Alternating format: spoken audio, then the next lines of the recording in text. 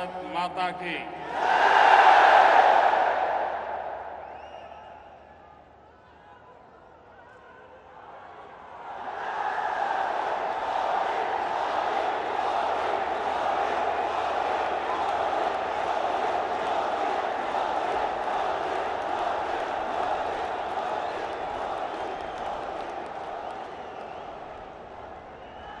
Dubai की धरती पर मैं आज मेरे सामने लघु भारत के दर्शन कर रहा हूं।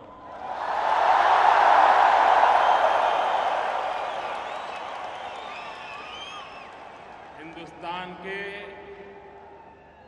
कोने कोने से आए हुए मेरे प्यारे देशवासियों को मैं नमन करता हूं।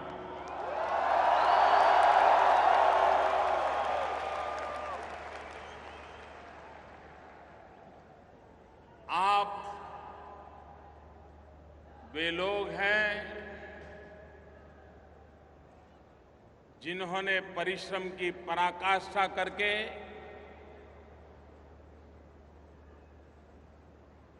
कोई 10 साल से, कोई 15 साल से, कोई 20 साल से, कोई 30 साल से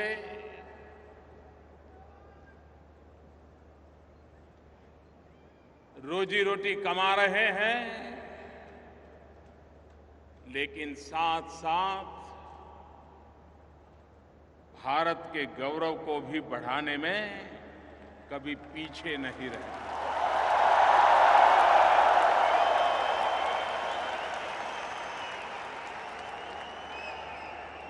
आपके व्यवहार के कारण,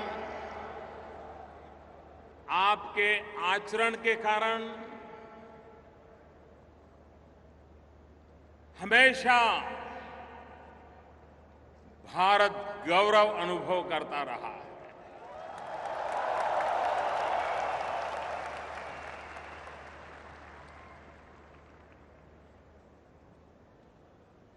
भारत में अगर अधिक बारिश भी हो जाए तो दुबई में बैठा हुआ मेरा हिंदुस्तानी छाता खोल देता है।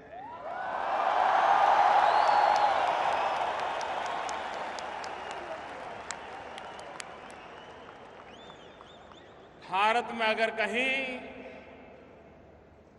कोई प्राकृतिक आपदा आ जाए तो दुबई में बैठा हुआ मेरा देशवासी चैन से सो नहीं सकता है।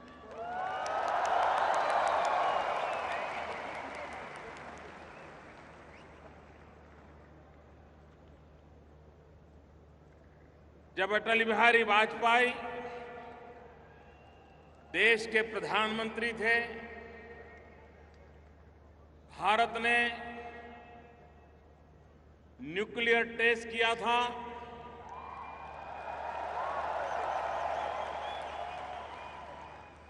दुनिया चौंक गई थी। कुछ लोग गुस्से में आए थे और रातों रात भारत पर सैंक्शन लगा दिए गए थे। भारत को आर्थिक मुसीबतों में धकेल दिया गया था और तब वाजपेयी जी ने विश्व भर में फैले हुए भारतवासियों को आह्वान किया था देश की मदद करने के लिए। और आज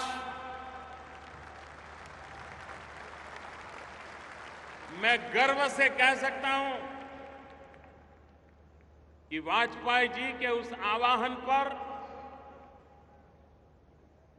हिंदुस्तान की तिजोरी भरने में गल्फ कंट्रीज में जो मजदूरी का काम करते थे उन मेरे भारतवासियों का सबसे बड़ा योगदान था।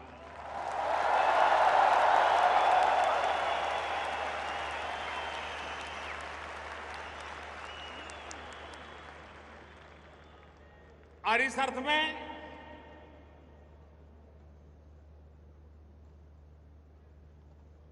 यहां बसा हुआ हर भारतवासी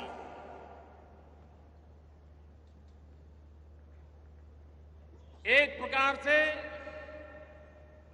हिंदुस्तान के हर कोने से जुड़ा हुआ है। पिछली बार जब देश लोकसभा के चुनाव के लिए व्यस्त था, चुनाव नतीजे आ रहे थे, हिंदुस्तान ही नहीं पूरा दुबई नाच रहा था।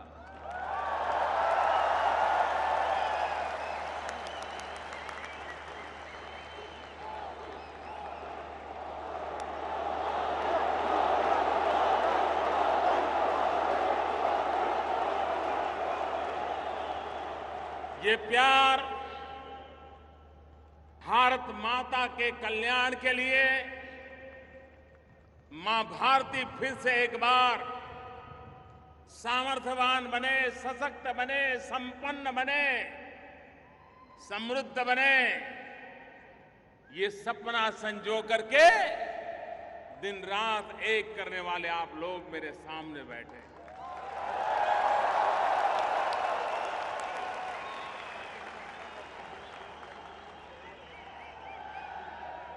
भाइयों बहनों,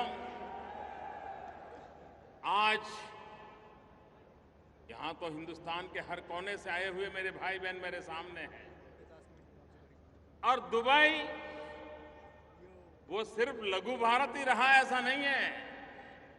अब तो दुबई एक लघु विश्व भी बन गया है।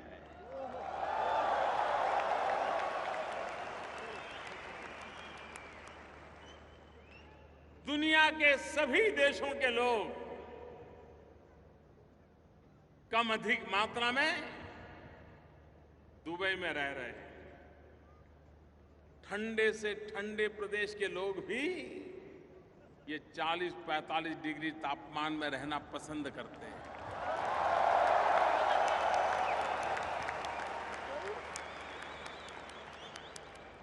क्या ताकत दिखाई होगी इस देश ने, क्या मैग्नेटिक पावर पैदा किया होगा विकास के माध्यम से कि पूरा विश्व यहां आकर्षित हो जाता है।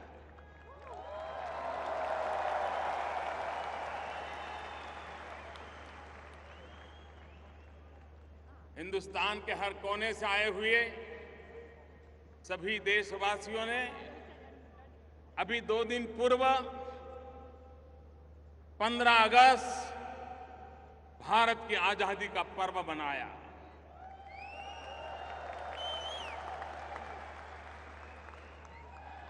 मैं भी आप सबको आजादी के पावन पर्व की अनेक अनेक शुभकामनाएं देता हूं।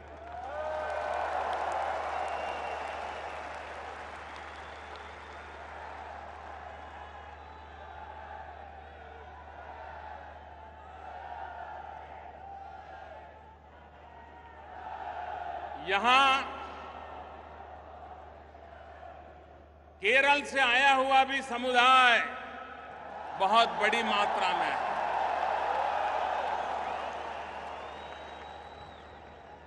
मैं केरल का उल्लेख सविशेष रूप से इसलिए कर रहा हूं क्योंकि आज केरल का नववर्ष है।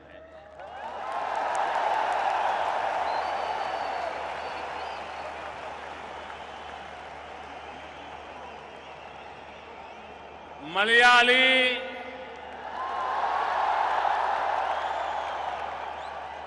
सहोदरक, एंटे हृदयम, निरन्या, नव वलसरा, आशं सफल। नमस्कारम।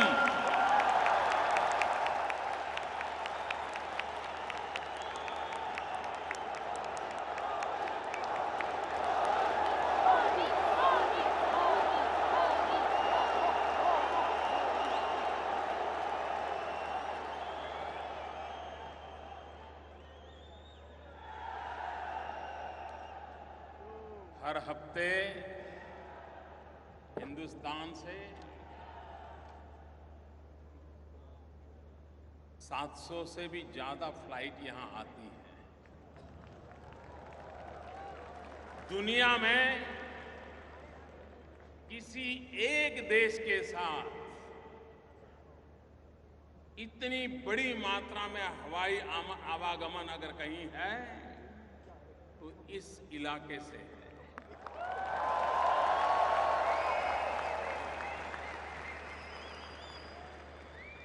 हर हफ्ते 700 से भी अधिक फ्लाइट आती है, लेकिन भारत के प्रधानमंत्री को यहां आने में 34 साल लग गए।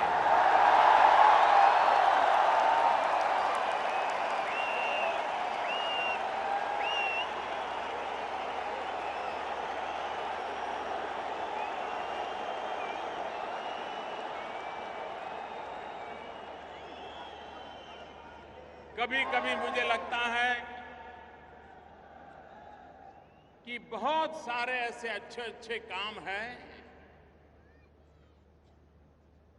जो पूर्व के लोग मेरे लिए बाकी छोड़ करके चले गए।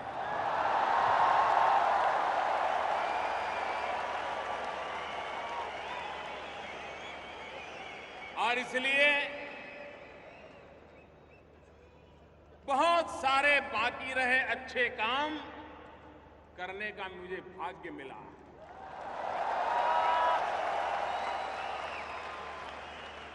और उस अच्छे कामों में से एक महत्वपूर्ण अच्छा काम मेरा अबू धाबी आना, मेरा दुबई आना।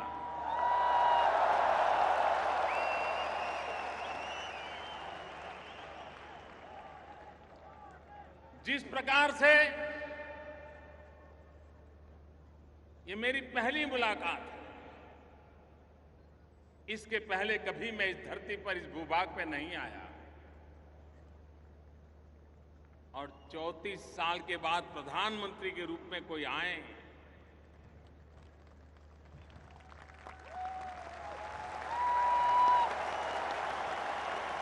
तो किसी को भी नाराजगी व्यक्त करने का हक बनता है। हक बनता है कि नहीं बनता है? बनता है कि नहीं बनता है? लेकिन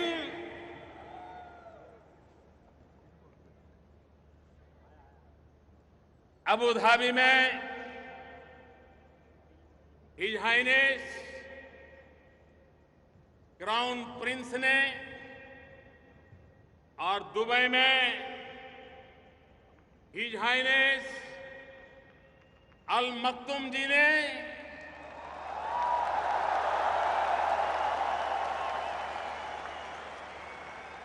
नाराजगी नहीं दिखाई। इतने प्यार की वर्षा की, इतने प्यार की वर्षा की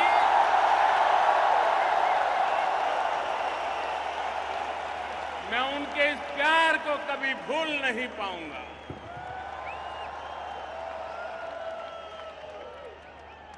जो स्वागत किया, जो सम्मान किया, हिज हाइनेस क्राउन प्रिंस अपने सभी 5 भाइयों के साथ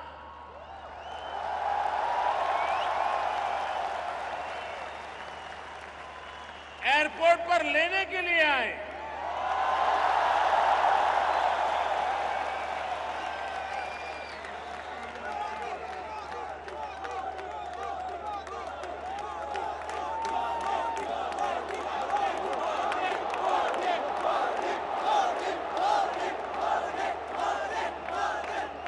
मेरे प्यारे देशवासियों, ये प्यार, ये सम्मान किसी व्यक्ति को नहीं है।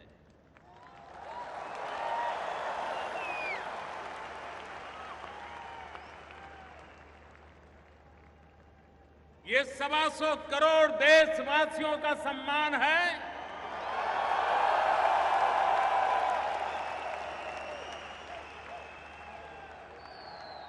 ये भारत की बदली हुई तस्वीर का सम्मान है।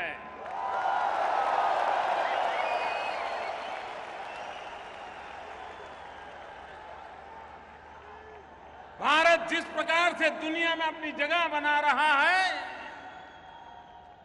उस बदले हुए हालात का सम्मान है।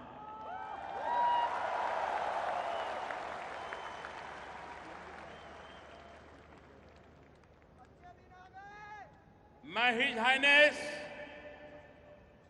क्राउन प्रिंस का,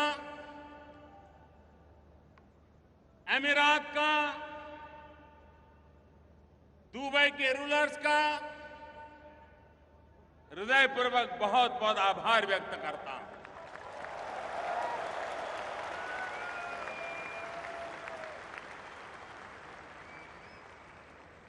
एक तरफ संप्रदाय के नाम पर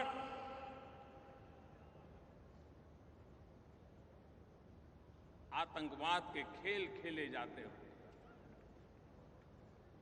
निर्दोषों को मौत के घाट उतार दिया जाता, पूर्णतया चिंता का माहौल हो,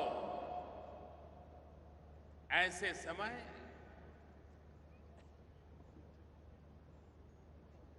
अबू धाबी के हिज हाइनेस क्राउन प्रिंस भारतीय समुदाय के लिए मंदिर बनाने के लिए जगह देने का निर्णय किया।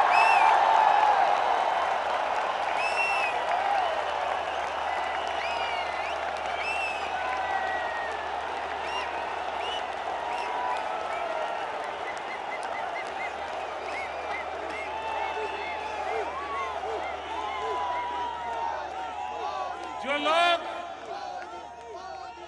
अबू धाबी से परिचित हैं, उन्हें पता है ये निर्णय कितना बड़ा है। ये सौगात कितनी बड़ी है। आप मुझे बताइए, सभी देशवासियों ने उनका विशेष रूप से अभिनंदन करना चाहिए कि नहीं करना चाहिए?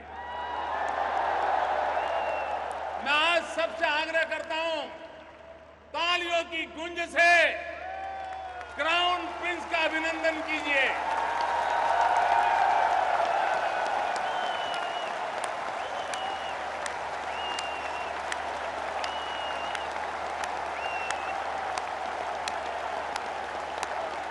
क्राउन प्रिंस को स्टैंडिंग ओवेशन दीजिए।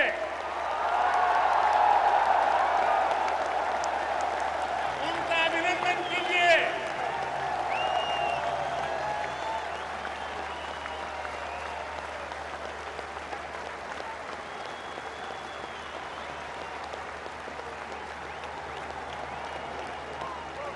हृदय से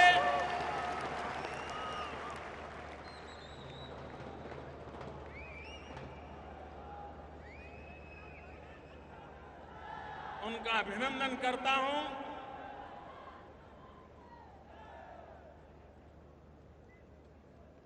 भाइयों बहनों,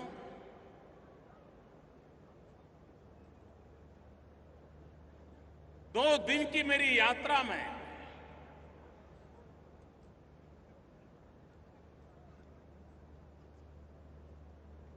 जिस प्रकार का विश्वास का माहौल बना, आखिरकार अंतर्राष्ट्रीय संबंधों का आधार आपकी भाषा क्या है, आप कितने आर्टिकुलेट हैं, आप डिप्लोमेटिक रिलेशन में कितने बढ़िया ढंग से मेलजोल करते हैं, उससे भी ज्यादा महत्व होता है एक दूसरे पर भरोसे का।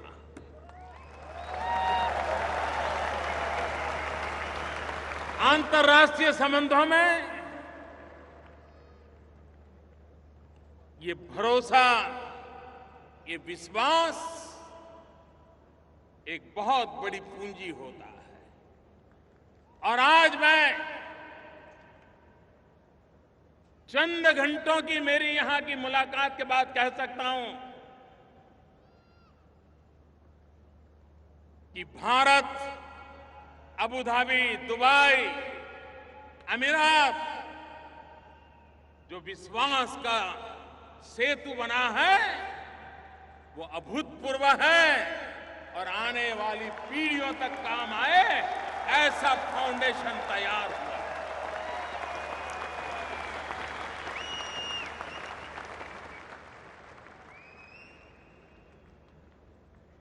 आज मुझे खुशी हुई कि जब आज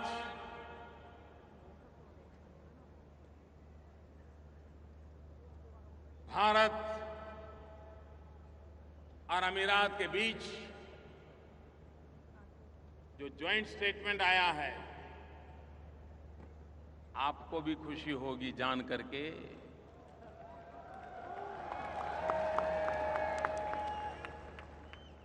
क्राउन प्रिंस ने हिंदुस्तान में 4.5 लाख करोड़ रुपया का निवेश करने का संकल्प किया।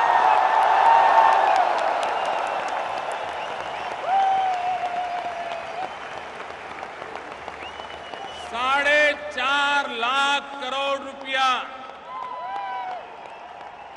कितना कितना कितना?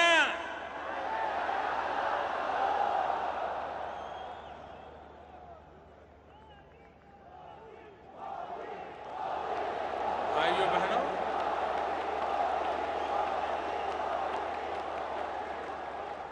अगर आप पर किसी का भरोसा न हो तो कोई 10 रुपया भी आप पर लगाने के लिए तैयार होगा क्या?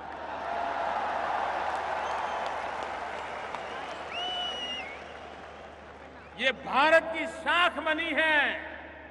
आज भारत का बदला हुआ रूप विश्व के सामने अपनी स्वीकृति बनाता आगे चल रहा है।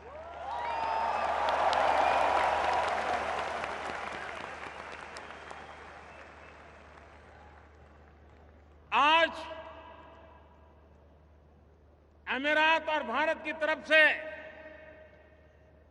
आतंकवाद के खिलाफ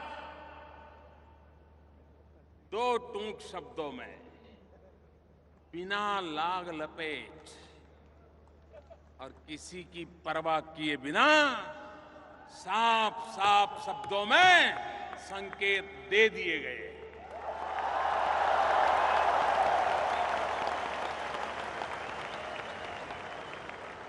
आतंकवाद के खिलाफ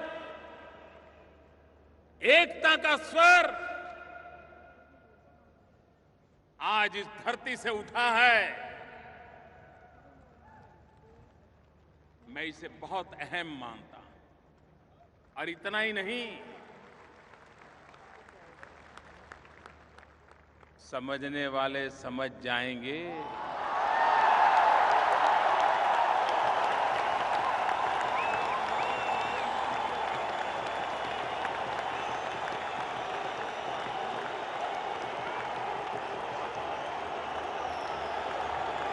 अक्लमंद को इशारा काफी।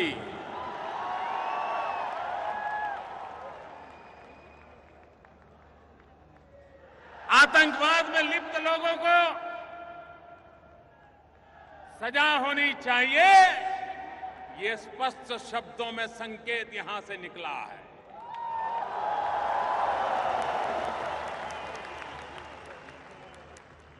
मैं आज यहां के शासकों का इसलिए भी आभारी हूं कि उन्होंने यूनाइटेड नेशंस जब अपने 70 साल मनाने जा रहा है तो यहां से कहा गया है और भारत की एक बात का खुला समर्थन किया गया है कि भारत को यूनाइटेड नेशन की सिक्योरिटी काउंसिल का परमानेंट मेंबरशिप मिलनी चाहिए।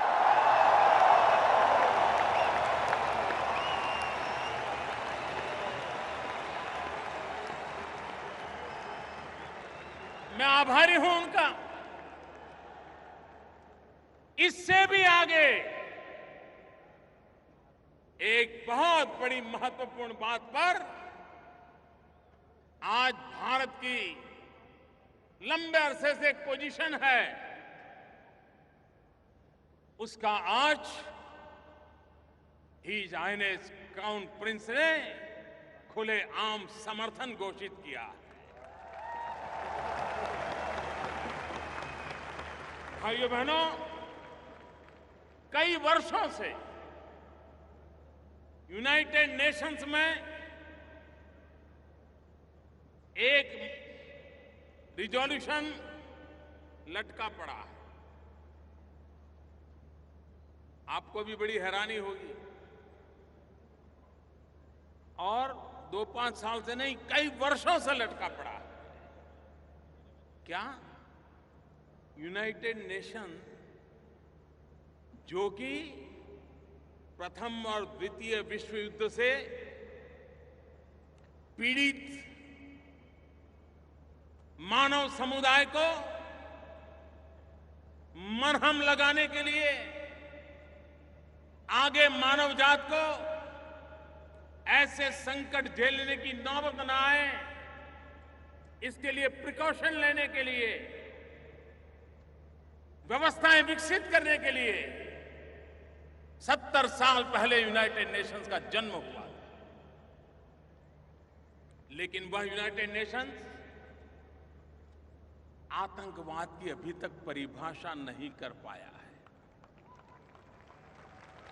आतंकवाद किसको कहे, आतंकवादी किसको कहे, आतंकवाद को समर्थन करने वाले कौन माने जाए, किस देश को आतंकवाद का समर्थक माना जाए, किस देश को आतंकवाद का समर्थक न माना जाए। और इसलिए comprehensive convention on international terrorism, इसका निर्णय करने का प्रस्ताव लंबे अरसे से यूनाइटेड नेशन में लंबित पड़ा हुआ है। भारत ने एक पोजीशन ली है सालों से कि ये प्रस्ताव पर चर्चा हो जाए, निर्णय होना चाहिए, लेकिन टाला जा रहा था। आज मुझे खुशी इस बात की है कि हिज हाइनेस क्राउन प्रिंस ने भारत की स्थिति का समर्थन किया है, भारत की पोजीशन का समर्थन किया है। और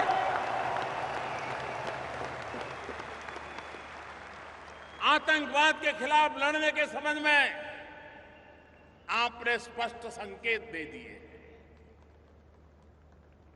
न सिर्फ 4.5 लाख करोड़ रुपए का पूंजी निवेश की बात नहीं है, ये एक निश्चित दिशा में कंधे से कंधा मिलाकर के चलने का एक प्रकार का संकेत इस जॉइंट स्टेटमेंट में।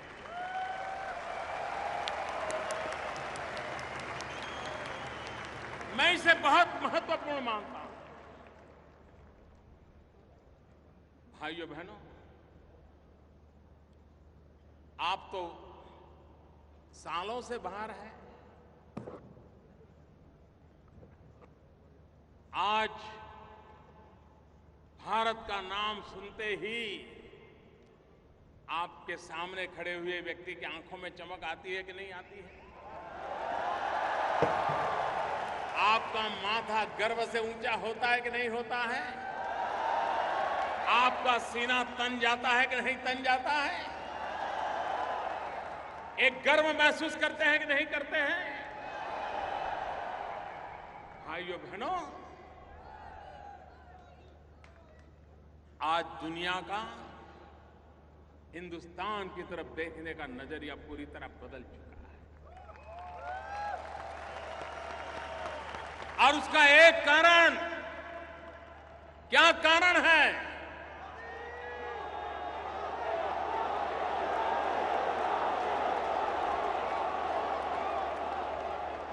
क्या कारण है ये बदलाव आया है?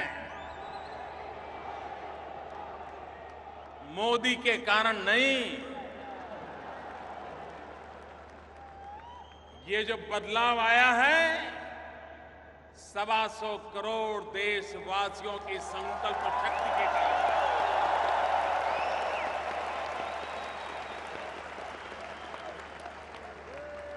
125 करोड़ देशवासियों ने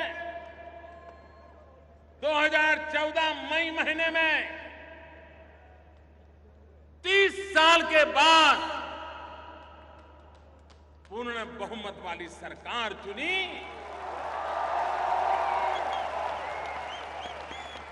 आज दुनिया का कोई भी महापुरुष, दुनिया का कोई भी राजनेता मोदी से जब हाथ मिलाता है ना, तब उसे मोदी नहीं दिखता है, उसे 125 करोड़ हिंदुस्तानी दिखाई देते हैं।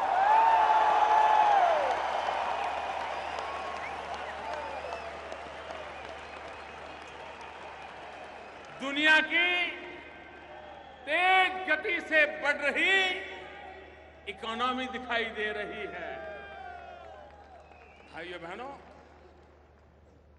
पिछले दिनों आईएमएफ हो, वर्ल्ड बैंक हो, मूडी हो, विश्व की जितनी भी आर्थिक पैमाने पर रेटिंग इंस्टीट्यूशंस हैं,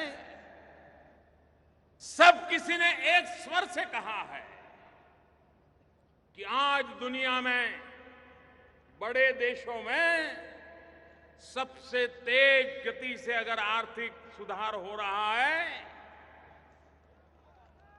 तेज गति से ग्रोथ हो रहा है, तो उस देश का नाम है,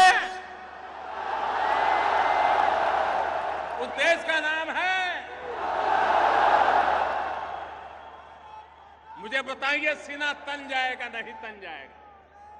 माथा ऊंचा होगा कि नहीं होगा? एक साल के भीतर भीतर ये बदलाव आया है। भाइयों बहनों, हमने मेक इन इंडिया कुछ महीने पहले इस अभियान का प्रारंभ किया। दुनिया को मैं कह रहा हूं, मेक इन इंडिया। आइए, हिंदुस्तान एक ऐसा देश है जो संभावनाओं से भरा हुआ है। अपॉर्चुनिटीज ही अपॉर्चुनिटीज हैं। ये एक ऐसा भाग्यशाली देश है जिसके पास 65% जनसंख्या, 65% पॉपुलेशन 35 साल से कम उम्र की है।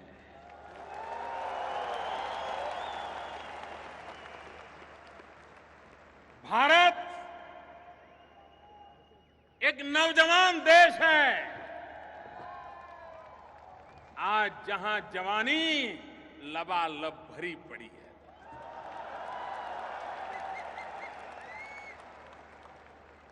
और विश्व वहां आए, हमारे युवकों की शक्ति जुटाए, उत्पादन करे, दुनिया के बाजार में जाकर के बेचे। और आज ये कुछ ही महीनों का मामला है, फॉरेन डायरेक्ट इन्वेस्टमेंट एफडीआई में 48% वृद्धि हुई है। 48%।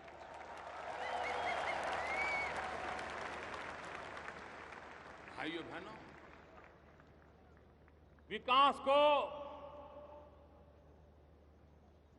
नई ऊंचाइयों पर ले जाने के लिए ईज ऑफ डूइंग बिजनेस का माध्यम हो, देश की युवा शक्ति में स्किल डेवलपमेंट का अभियान हो, आधुनिक भारत के निर्माण के लिए डिजिटल इंडिया का सपना साकार करने के लिए दिन रात पुरुषार्थ चलता हो, तो विश्व का आना बहुत स्वाभाविक है मेरे भाइयों बहनों, बहुत स्वाभाविक है।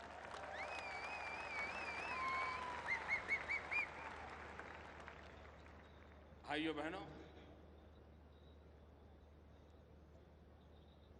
आज दुनिया जिस आतंकवाद के नाम सुनते ही कांप उठती है, एक नफरत पैदा होती है।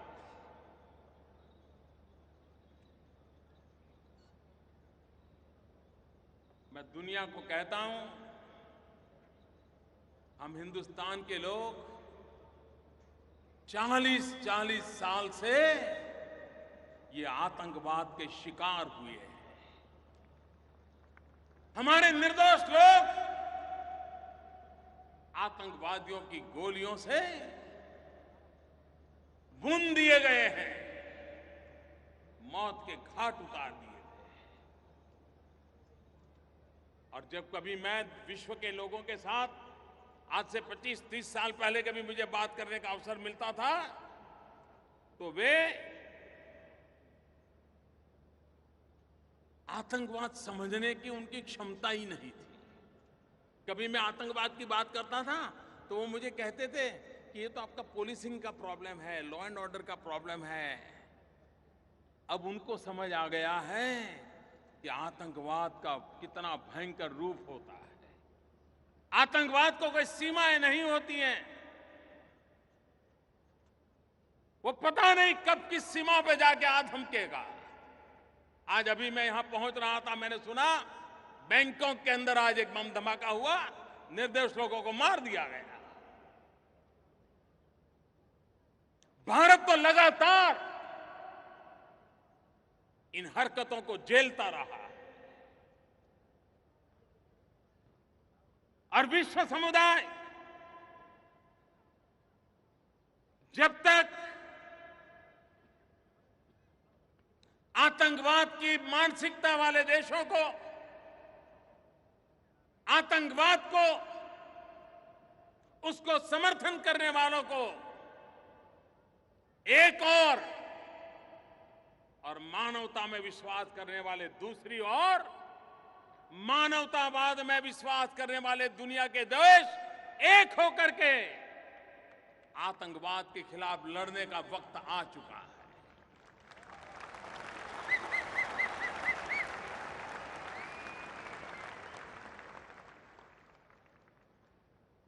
Good Taliban, bad Taliban, good terrorism, bad terrorism, ये अब चलने वाला नहीं है। हर किसी को तय करना पड़ेगा कि फैसला करो कि आप आतंकवाद के साथ हो कि आप मानवता के साथ हो। निर्णय करो।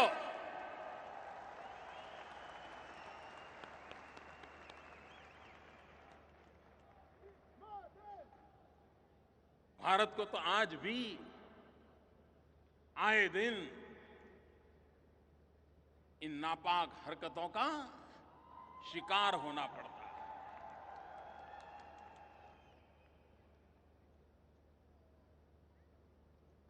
हम समस्याओं का समाधान खोजने की दिशा में लगातार कोशिश कर रहे हैं। यहां बहुत कम लोगों को पता होगा कि भारत की आजादी के पहले से नागालैंड में अतिवाद, इंसर्जेंसी, इस समस्या से नागालैंड जूझता रहा। और उसके कारण भारत का पूरा ये पूर्वी हिस्सा, नॉर्थ ईस्ट, आए दिन हिंसा का शिकार होता था और धीरे धीरे वो बीमारी इतनी फैलती गई कि अन्य राज्यों में भी अलग अलग नाम से अलग अलग अतिवादी, आतंकवादी गुट बनते चले गए। आजादी के भी पहले से चल रहा था। आज मैं बहुत संतोष के साथ मेरे देशवासियों आपको कहना चाहता हूं कि अभी 1 महीने पहले नागालैंड के इन गुटों के साथ जो कभी हिंसा में विश्वास करते थे, जो शस्त्रों को लेकर के गतिविधि चलाते थे, उनसे जो बातचीत चल रही थी वो सफलतापूर्वक आगे बढ़ी। निर्णय हुआ, मुख्य धारा में आने का निर्णय हुआ। 60-70 साल के बाद ये संभव हुआ है। मैं नागालैंड की ये घटना का जिक्र इसलिए करना चाहता हूं कि हिंसा के राह पर चले हुए भारत के नौजवानों को और विश्व के नौजवानों को मैं एक उदाहरण के रूप में कहना चाहता हूं, समस्या कितनी ही गंभीर क्यों न हो, आखिर तो बातचीत से ही रास्ता निकलता है।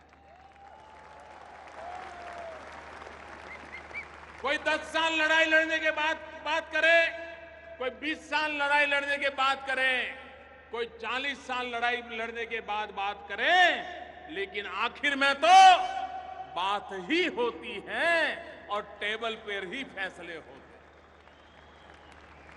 और इसलिए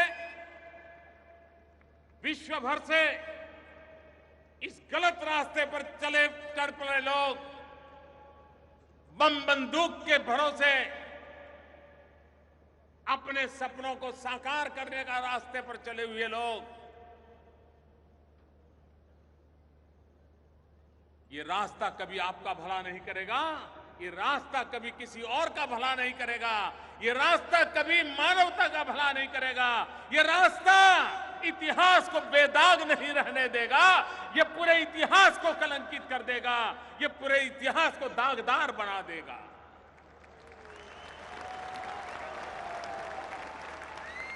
और इसलिए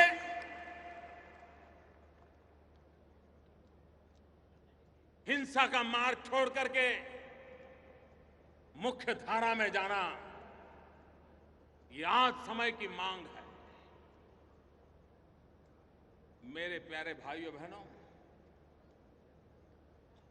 बांग्लादेश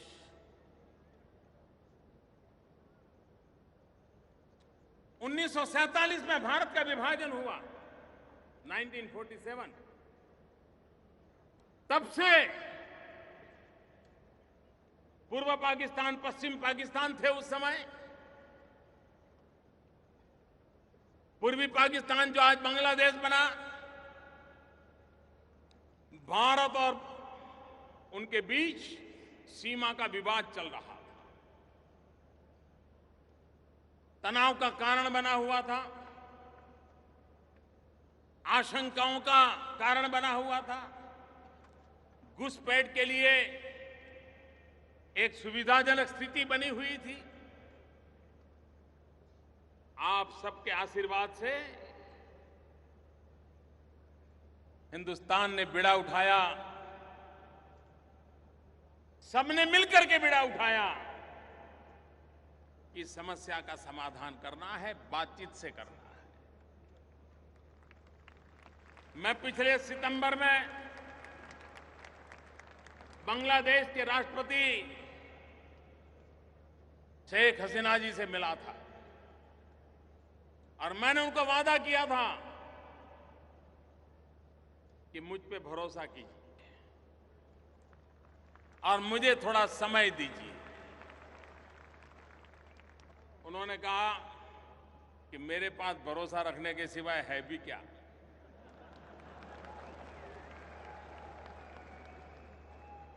लेकिन आज मैं मेरे प्यारे देशवासियों आपके सामने सर झुका करके कहना चाहता हूं कि आजादी से लटका हुआ ये सवाल 1 अगस्त को समाप्त कर दिया गया।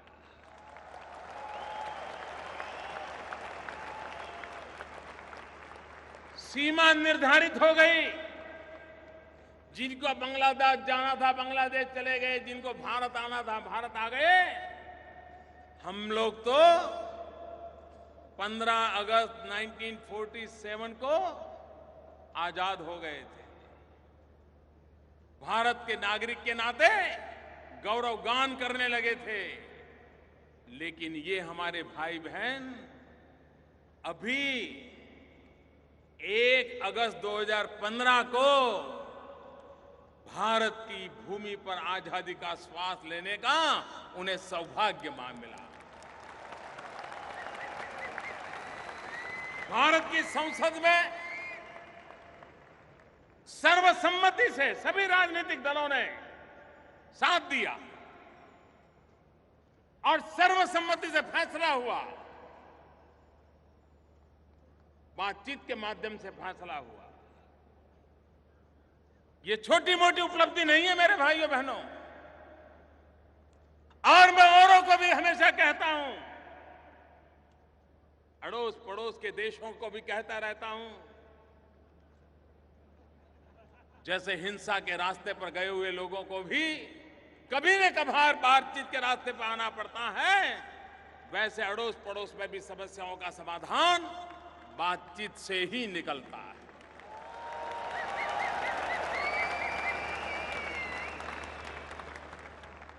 अंतर्राष्ट्रीय संबंधों में आज भारत एक महत्वपूर्ण भूमिका अदा कर रहा है। मानवता के अधिष्ठान पर कर रहा है। जब नेपाल में भूकंप आया, चंद घंटों में, ऐसा नहीं कि भाई जरा पूछो तो क्या हुआ है, जरा जानकारी लो क्या हुआ है, ऐसा करो अफसरों का डेलीगेशन भेजो, देखो जरा क्या मुसीबत आई है, ऐसा करो भाई कोई अपने रिश्तेदार वहां तो पूछो भाई हुआ क्या है। ऐसा इंतजार नहीं किया। आज दिल्ली में ऐसी सरकार है जो हर पल नजर आती है, हर जगह पे नजर आती है।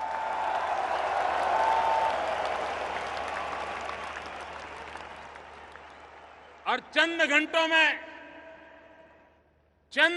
में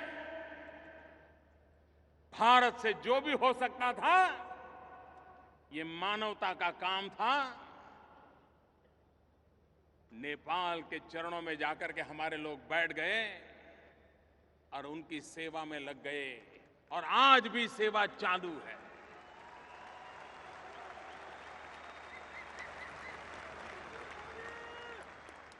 नेपाल हमारा पड़ोसी है। वो दुखी हो और हम सुखी हो, ये कभी संभव नहीं होता।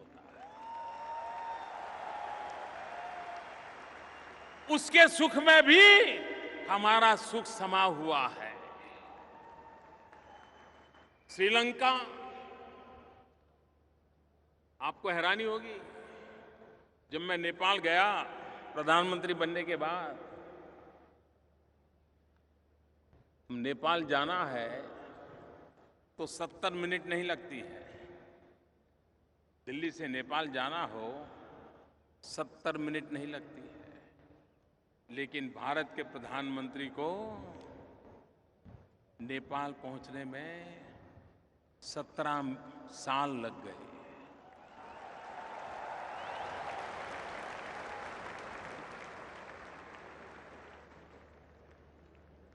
फिर से हम गए, संबंधों को फिर से जोड़ा, अपनापन। आज नेपाल भारत पे भरोसा कर रहा है, भारत नेपाल का सुख दुख का साथी बना है। श्रीलंका, राजीव गांधी जब प्रधानमंत्री थे, उसके बाद कोई प्रधानमंत्री की स्टैंड अलोन विजिट नहीं हुई थी। कितने साल बीते। हमारा पड़ोसी है, आए दिन हमारे तमिलनाडु केरल के मछुआरे और उनके मछुआरे आपस में भिड़ जाते हैं, लेकिन उधर कोई जाता नहीं था। हम गए। इतना ही नहीं, जाफना, जहां 20-20 साल तक बम और बंदूक का ही कारोबार चलता था, उस जाफना में जाकर के उन दुखियारों के आंसू पोंछने का काम करने का सौभाग्य मुझे मिला।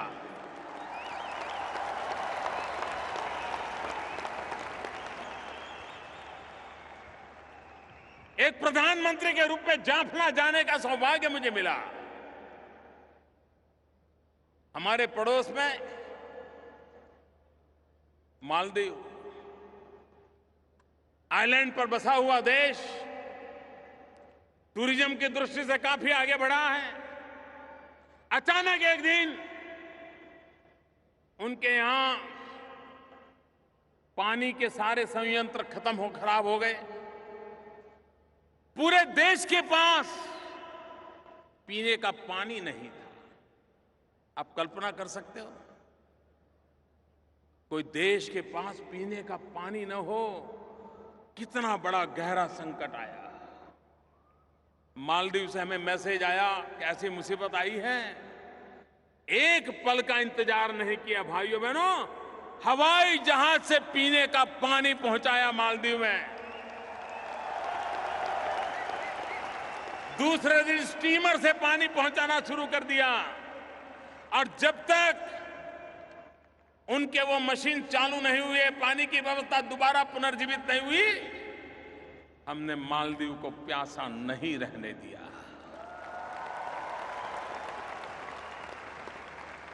अफगानिस्तान हमारा पड़ोसी है। अफगानिस्तान संकटों से गुजर रहा है। लंबे अरसे से आए दिन वो गांव झेलता चला जा रहा है। हर पल अफगानिस्तान को मरहम लगाने का काम हिंदुस्तान करता आया है। अफगानिस्तान फिर से एक बार खड़ा हो जाए, क्योंकि हम सब बचपन से काबुली वाला से तो बहुत परिचित है। जब काबुली वाले की बात करते हैं तो हमें कितना अपनापन महसूस होता है। भाइयों बहनों, हमारी कोशिश रही है भारत को विकास की नई ऊंचाइयों पर ले जाना, भारत में निरंतर विकास को आगे बढ़ाना, और अपने अड़ोस पड़ोस के देशों से दोस्ती बना करके, साथ और सहयोग लेकर के आगे चल पड़ना। सार्क देशों का समूह, उसमें एक नया प्राण पुरने का प्रयास किया है, सफलतापूर्वक प्रयास किया है। वरना पहले सार्क देशों के मंच का उपयोग तू मैं के लिए होता था, कभी भारत को घेरने के लिए होता था। आज सार्क देशों के लोग जितने साथ चल सकते हैं उनको लेकर के इन सार्क इकाई को विकास की नई ऊंचाइयों पर ले जाने का सपना हमने देखा है।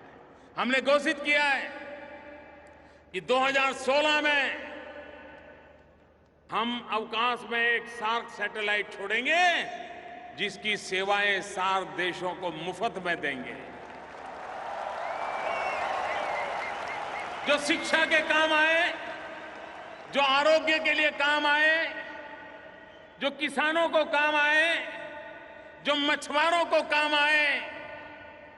सामान्य जन को काम आए। अभी हम बीच में सोच रहे थे कि सार्क देश कनेक्टिविटी के लिए गंभीरता से सोचें, और हम जानते हैं आज विकास में कनेक्टिविटी का महत्व बहुत है। आप समुद्री मार्ग से जुड़िए या रेल मार्ग से जुड़िए या रोड मार्ग से जुड़िए, जुड़ना जरूरी है। यूरोप के देशों को ये लाभ मिला हुआ है। एक देश से दूसरे देश चले जाओ, पता तक नहीं चलता देश कब बदल गया। क्या ये सार्क देशों के बीच नहीं हो सकता है? हमने मिलकर के सामूहिक निर्णय करने का प्रयास किया नेपाल में, लेकिन आप जानते हैं कुछ लोगों को जरा तकलीफ होती है।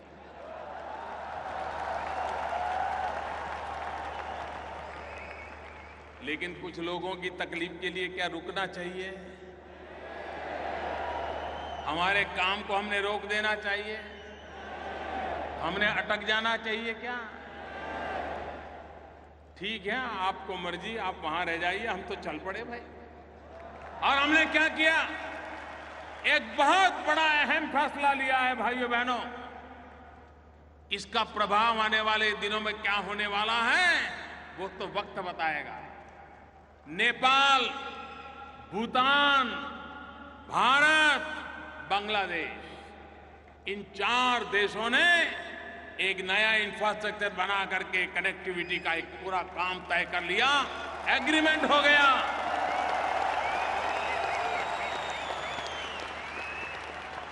ये आगे चल करके नॉर्थ ईस्ट से जुड़ेगा, वहां से ये म्यांमार से जुड़ेगा, वो इंडोनेशिया, थाईलैंड, पूरब हिंदुस्तान, पूरब के विश्व की तरफ भारत को कनेक्टिविटी की एक ताकत देगा। एक नया भारत का बदला हुआ संबंधों का एक नया विश्व खड़ा हो जाएगा।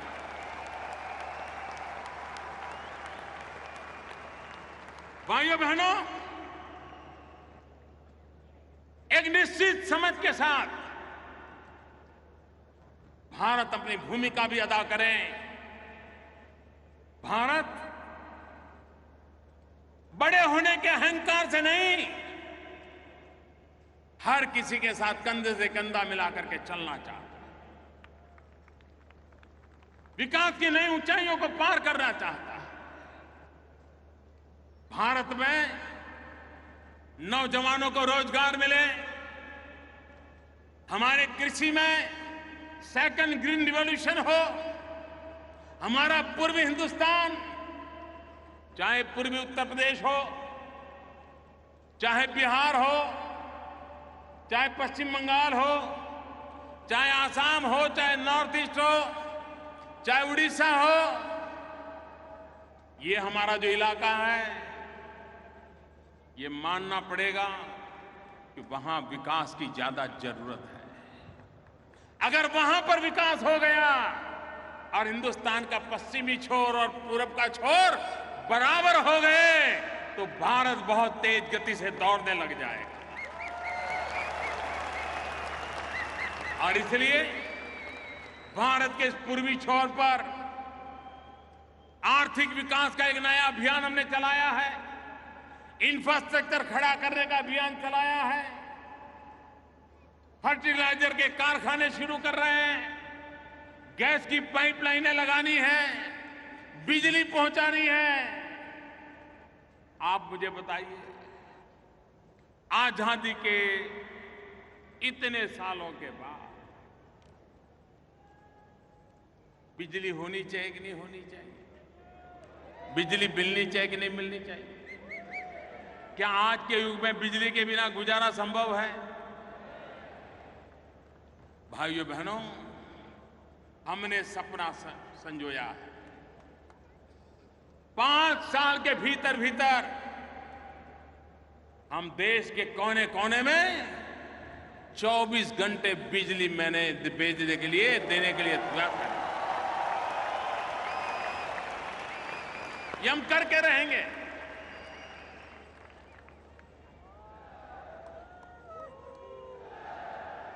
दुबई में रहने वाले मेरे प्यारे भाइयों बहनों, हमने एक महत्वपूर्ण योजना घोषित की है।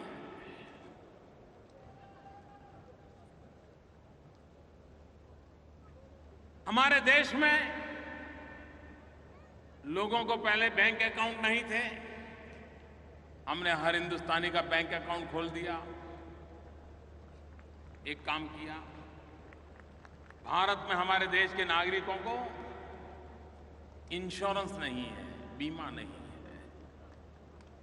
उसके परिवार में कोई आपत्ति आ जाए तो पीछे वालों को देखने की कोई व्यवस्था नहीं। हमने 3 योजनाएं लगाई हैं।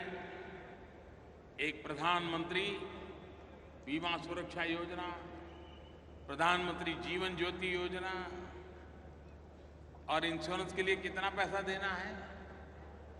एक स्कीम ऐसी है कि जिसमें 1 महीने में सिर्फ 1 रुपया देना है, 12 महीने में 12 रुपया। हमारे देश का गरीब से गरीब व्यक्ति दे सकता है कि नहीं दे सकता है? मुझे बताइए, दे सकता है कि नहीं दे सकता है? गरीब से गरीब व्यक्ति 1 रुपया महीने में दे सकता है कि नहीं दे सकता है? महीने का 12 रुपया, साल भर का 12 रुपया, साल भर का 12 रुपया देगा, उसे 2 लाख रुपयों का सुरक्षा का बीमा मिलेगा।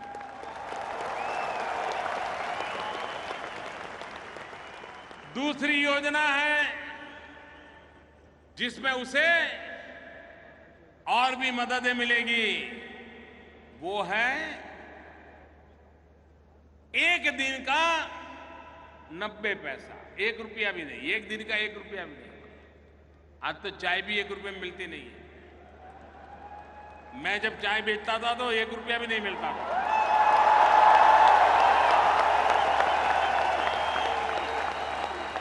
लेकिन आज 1 रुपये में चाय नहीं मिलती है। 1 दिन का 90 पैसा, साल भर के 330 रुपए,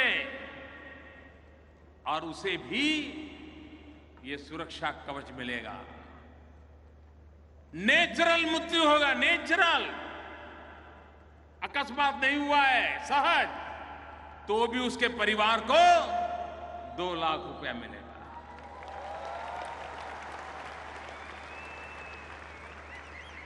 हमने लोगों से आग्रह किया है कि रक्षाबंधन के पर्व पर, हमारे देश की परंपरा है, हम अपनी बहनों को भेंट सौगात देते हैं, कोई न कोई गिफ्ट देते हैं। मैं मेरे गल्फ कंट्रीज में रहने वाले मेरे प्यारे भाइयों बहनों का आग्रह करता हूं, इस बार राखी के त्योहार पर आप अपनी बहन को ये जीवन सुरक्षा योजना दे दीजिए। अगर आप 600 रुपया बैंक में फिक्स डिपॉजिट करा दोगे तो हर साल उसको 12 रुपये से ज्यादा इंटरेस्ट मिलेगा, कटता जाएगा, और आपकी बहन को 2 लाख रुपए का सुरक्षा का कवच मिल जाएगा। और दोनों योजना ले लेंगे, उतने पैसे जमा करा दिए तो 4 लाख रुपया उसके चरणों में आपकी तरफ से पहुंच जाएगा। भाइयों बहनों, हमने समाज जीवन को एक सुरक्षित बनाना, हमारी नई पीढ़ी को शिक्षित बनाना है, देश को आधुनिक बनाना है। और आज जब विश्व का भारत की तरफ आकर्षण बढ़ा है, उस परिस्थिति का हमने लाभ उठाना है और देश को विकास की नई ऊंचाइयों पर ले जाना है। मेरे प्यारे भाइयों बहनों, आपने मुझे जो सम्मान दिया, प्यार दिया, पूरा हिंदुस्तान आपको देख रहा हो।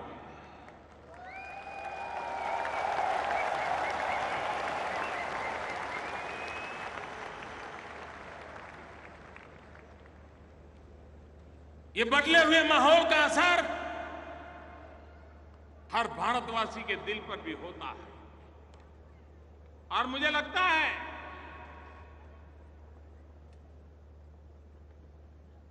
कि विश्व भर में जो हमारा भारतीय समुदाय पहुंचा है, उस भारतीय समुदाय को भी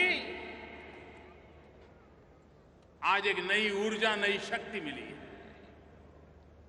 आज जब मैं अबू धाबी आया, दुबई आया, तो कुछ बातें मेरे ध्यान में आई हैं। उसके विषय में भी आज आपको मैं कह करके जाना चाहता हूं।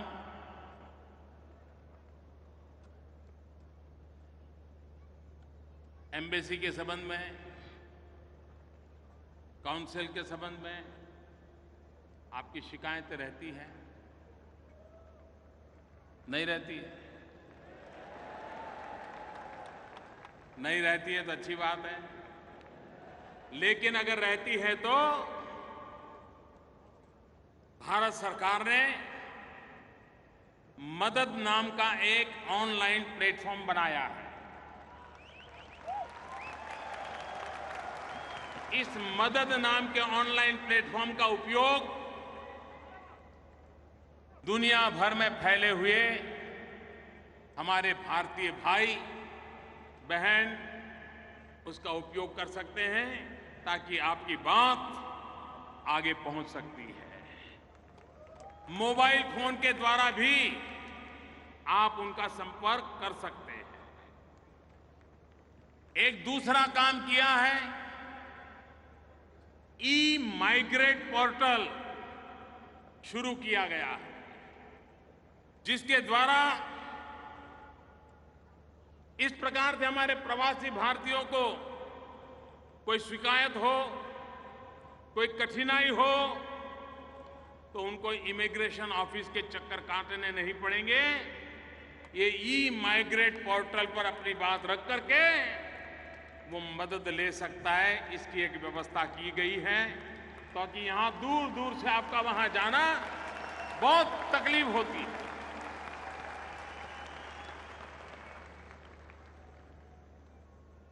मुझे ये भी बताया गया कि कहीं कहीं पर ई माइग्रेट पोर्टल का उपयोग करने में नागरिकों को दिक्कत होती है। इसके लिए भी मैंने हमारी एम्बेसी को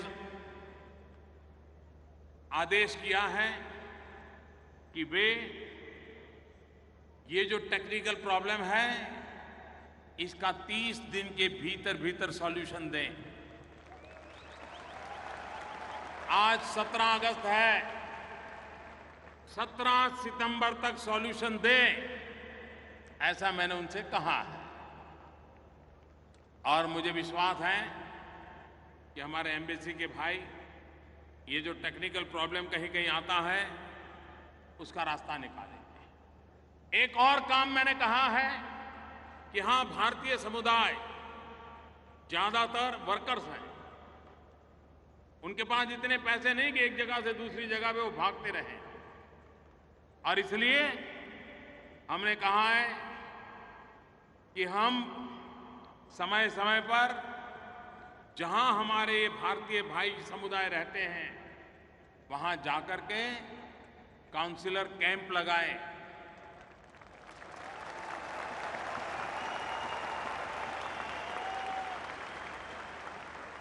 महीने में एक बार, 2 महीने में एक बार, और वहीं जाकर के उनसे बैठे, बातचीत करें और उनकी समस्या के समाधान के लिए योग्य व्यवस्था करें।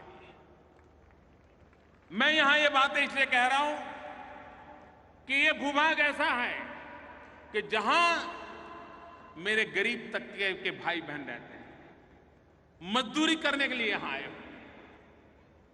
अमेरिका के लिए कुछ कर पाऊं या न कर पाऊं, लेकिन अगर आपके लिए नहीं कुछ करता तो मैं बेचैन हो जाता।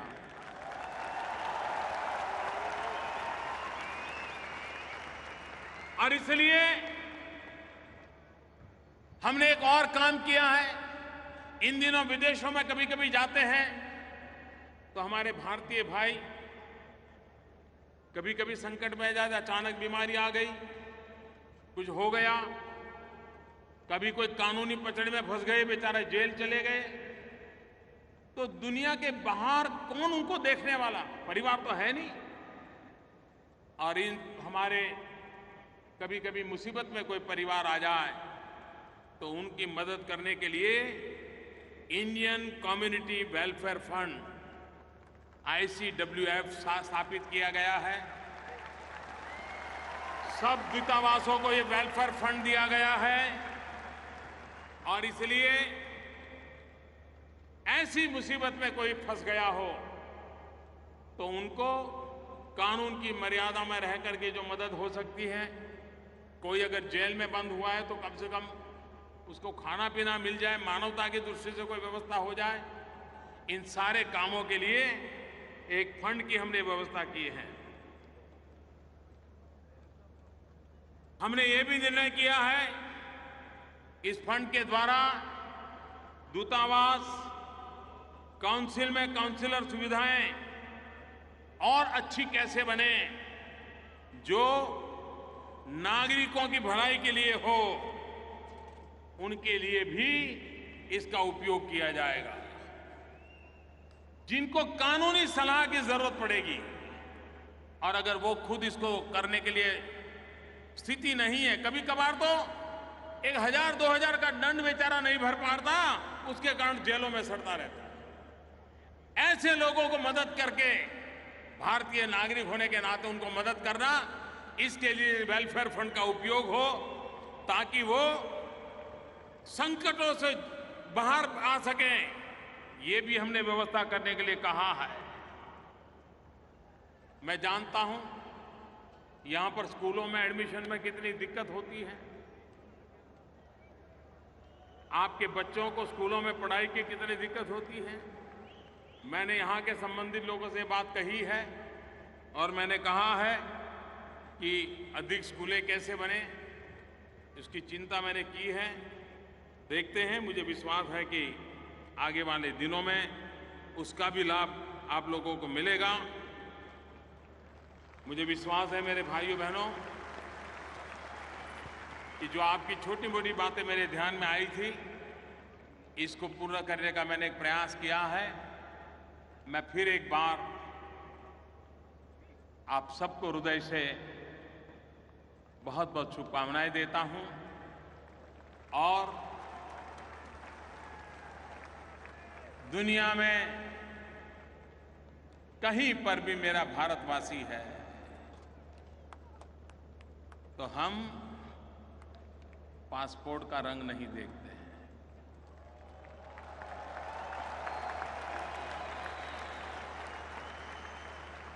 हमारा खून का रंग काफी है, वो धरती का नाता काफी है।